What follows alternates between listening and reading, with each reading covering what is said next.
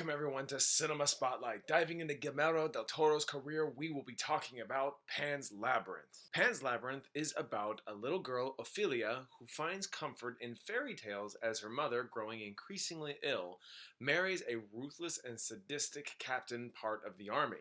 When Ofelia finds her fantasy realm beckoning to her by a faun claiming her to be a princess of a hidden realm, she embarks on a quest that blends the harsh, brutal war in the real world and the possible sinister fantasy world Ofelia is destined to be a part of. That was my rough synopsis on how to describe this movie. I don't think I did a good job, but it is enough to say that this movie is absolutely the most exquisite piece of filmmaking I have ever seen in my entire life.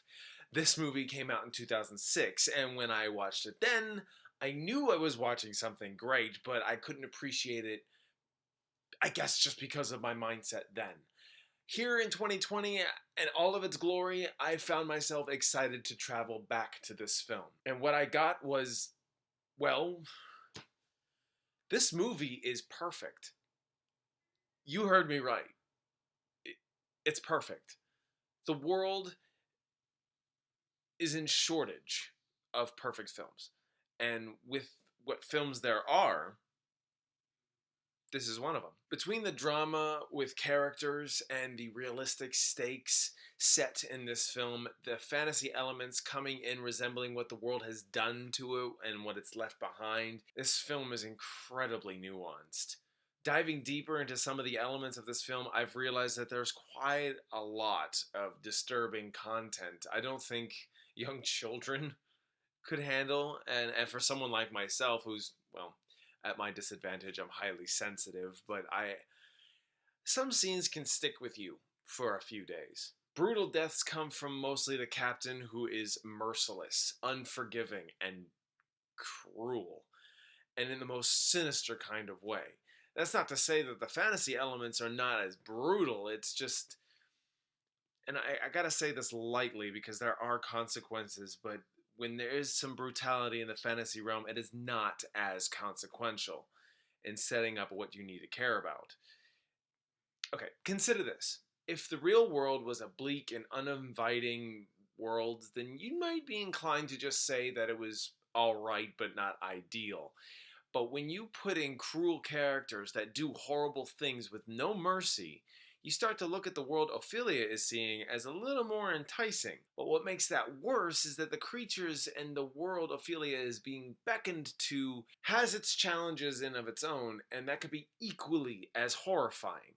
So when you have both worlds coming together and neither have much to offer, you have some really scary shit bogging down on you. The only thing that makes the real world worth rooting for is Ophelia's mother, who is pregnant with child. And you're rooting for Ofelia to escape this world that she has no choice to live in. But what the flip side is that the faun, who's a part of the fantasy realm, is aiding and helping to remedy Ophelia's ill mother. So these are some little redeeming qualities. But then there are points in this film that I can't even begin to wonder how these story elements were conceived, because despite seeing this film once before, I had forgotten how our characters got out of certain moments where everything truly felt helpless. I mean, if the world wasn't brutal enough, then this story would have meant nothing to you. If the fantasy world wasn't slightly intimidating to travel to with some real threats, then it would have just been flat. Guillermo found an equal blend of telling a story that was obviously passionate and within his own means, and you can tell that there was years of world building in his head that perfected over time, and he just molded it and played with it in the best way. Between Cronos and The Devil's Backbone and then this film, these films are at his utmost highest at his craft, improving one after the other. This movie impacted me in ways I couldn't believe, and I was anxious to get back to this. But I'm also anxious to know how you felt about this movie if you've seen it. If you haven't, I truly, truly recommend you see it. Even if you walk away from this not really liking it, I'd still love to know what your takeaway is.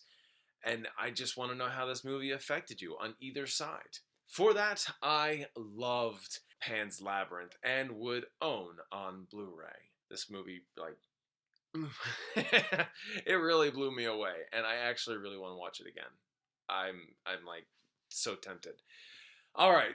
Thank you all so much for watching. If you've seen Pan's Labyrinth, let me know down in the comments. Be kind, be reasonable, and let's talk. Like, share, and subscribe, and click that bell so you don't miss another video. With all that said, I hope you all have a fantastic and wonderful day. Until next time.